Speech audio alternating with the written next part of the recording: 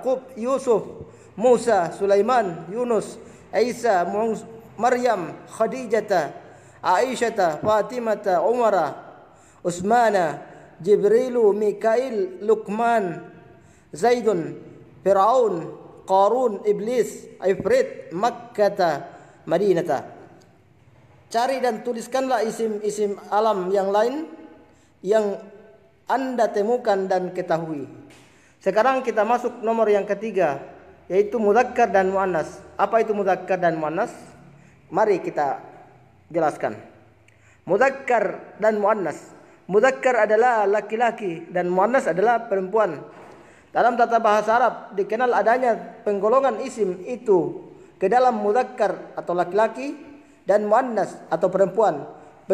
Penggolongan ini ada yang memang sesuai dengan jenis kelaminnya atau manusia dan hewan, dan ada pula yang merupakan penggolongan secara bahasa saja untuk benda-benda dan lain-lain. Contoh isim mudzakkar: Isa ibnun, bakarun, bahrun, laut. Maryam, maksudnya contoh isim muannas, Maryam bintun, putri, bakaratun, sapi betina, rihun, angin.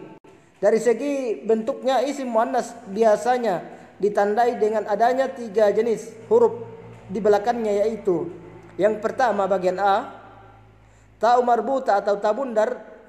Misalnya Fatimata, madrasatun, sekolah. Bagian B alif maksurah atau alif yang diringkas. Misalnya Salma, halwa, manisan.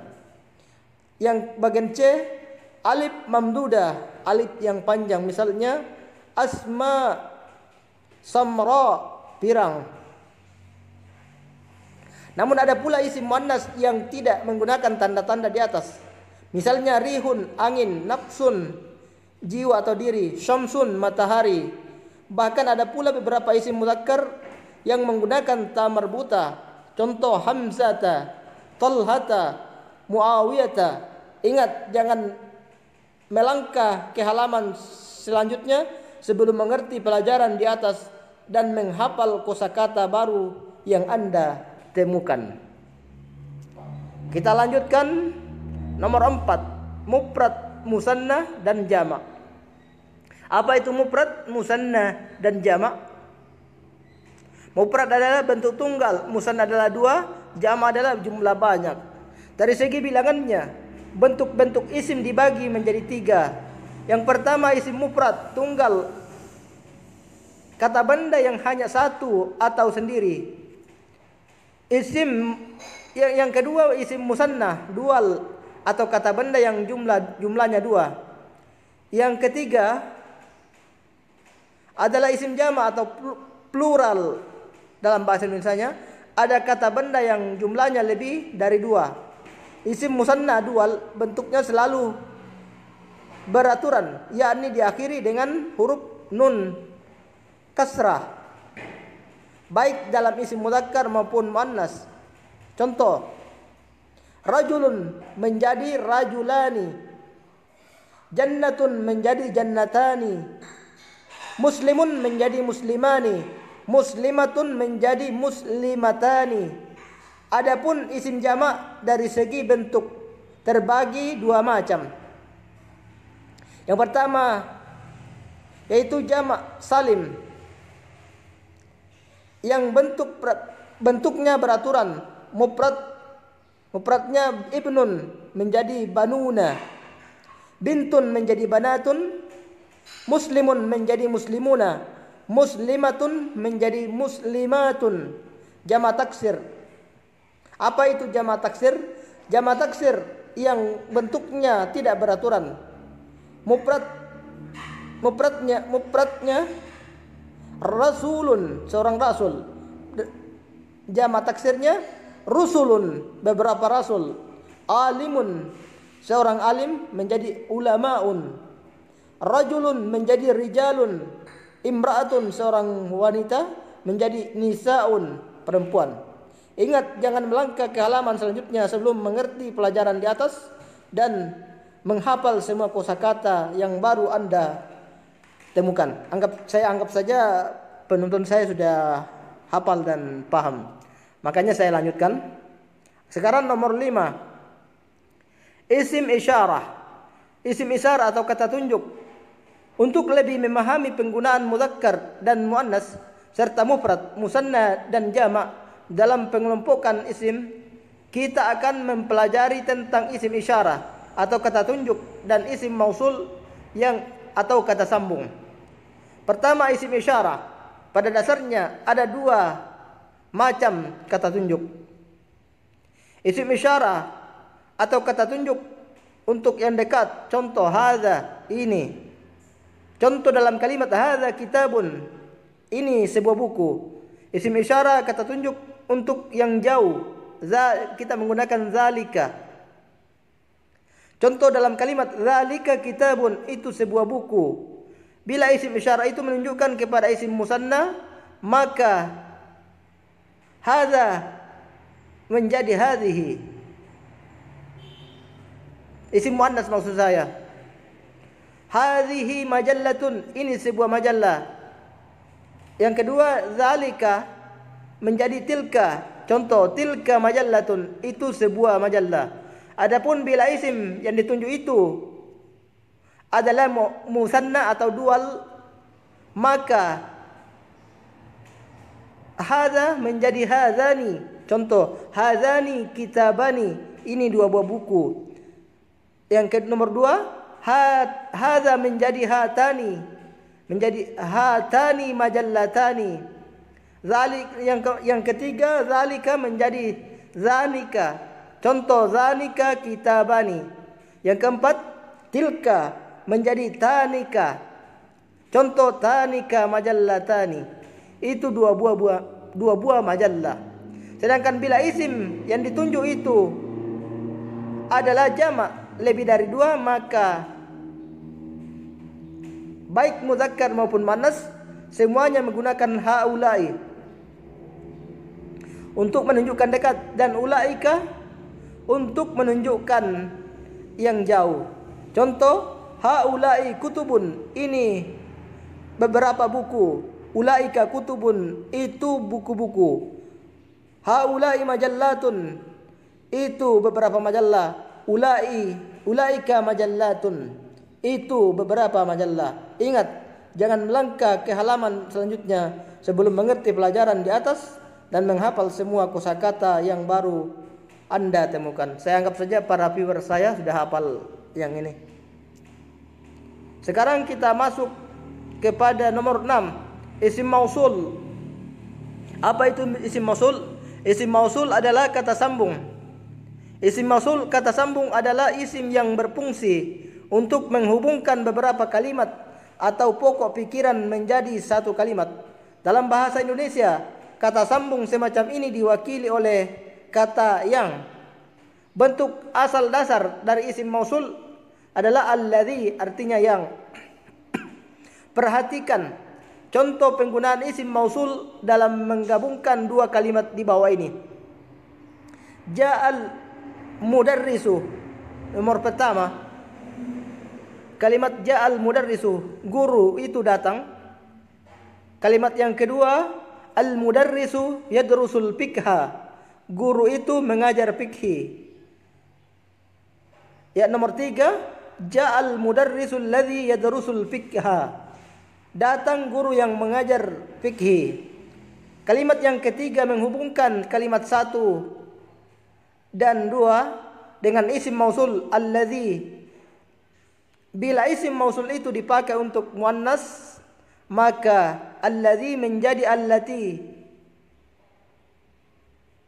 Ja'atil mudarrisatu, guru perempuan yang datang.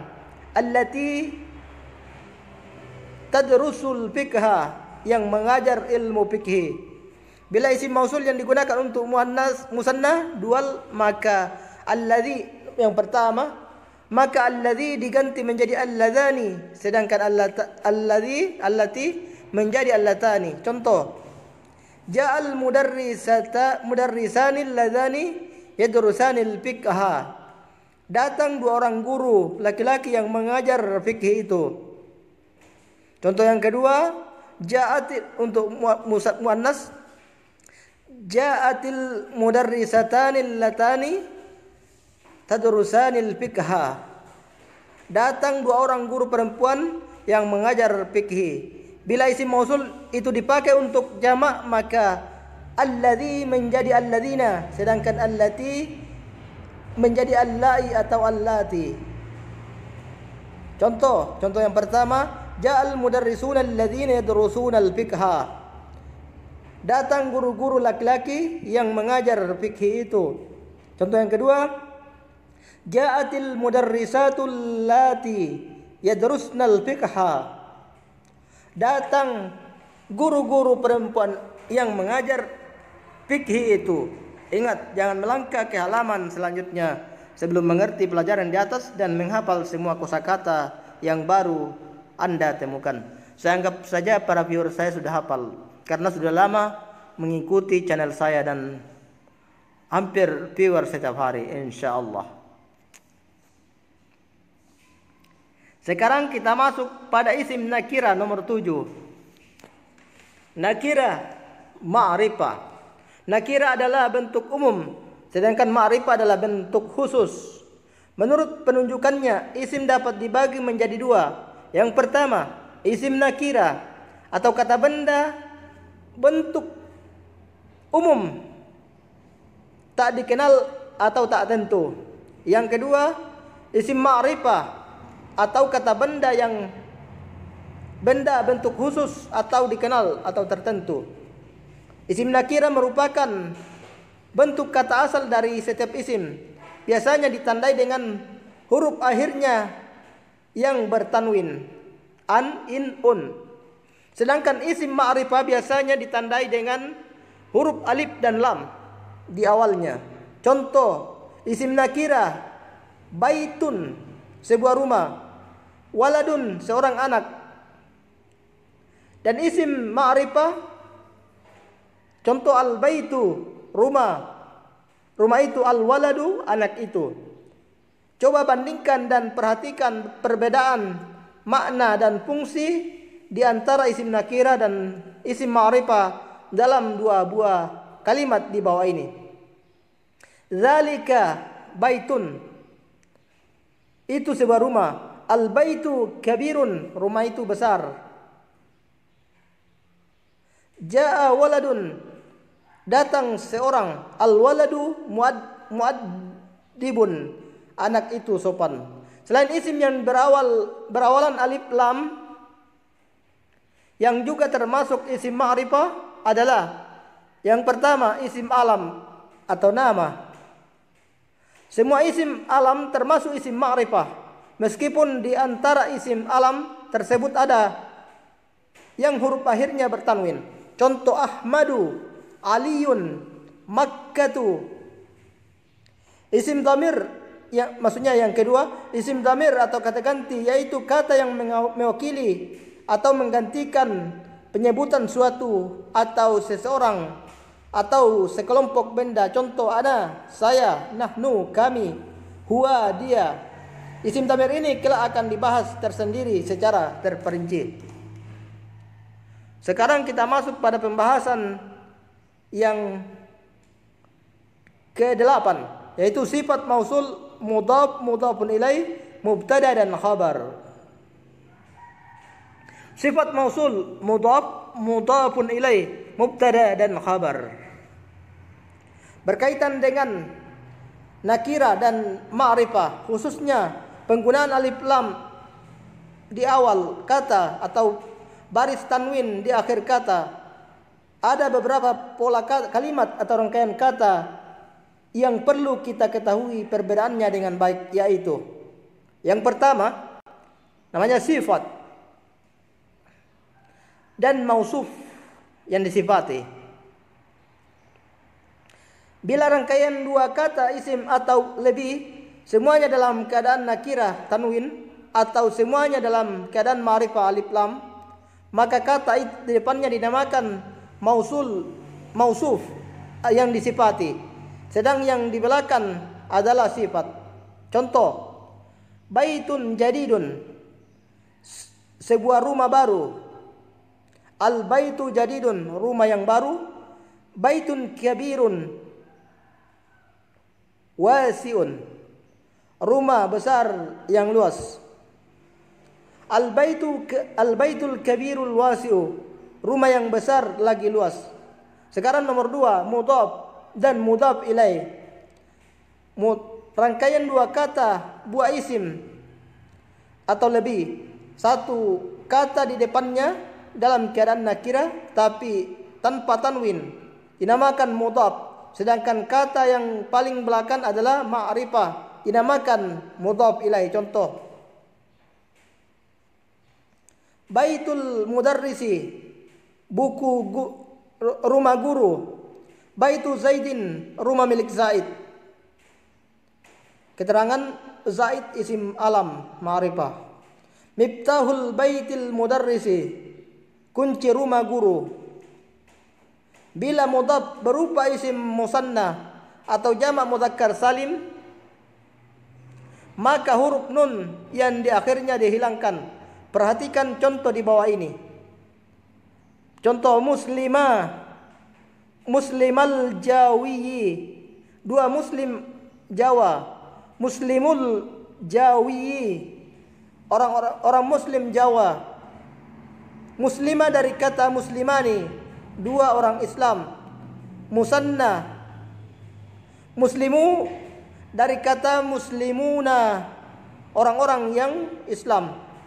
Jamak salim, baik sifat mausuf maupun mudhaf ilaih, bukanlah merupakan sebuah jumlah mufidah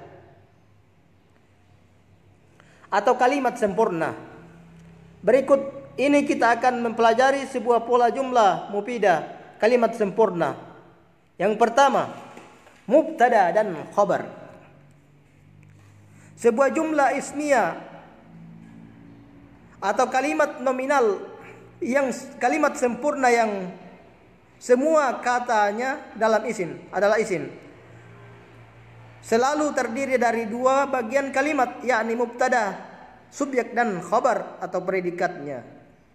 Pada umumnya seluruh mubtada dalam keadaan ma'rifah, sedangkan seluruh khabar predikat dalam keadaan nakirah. Perhatikan contoh berikut kalimat-kalimat di bawah ini. Jumlah ismiyah. Al-baitu kabirun, rumah itu besar. Ini adalah susunan. Lafaz al-baitu adalah mubtada dan khabarnya adalah kabirun.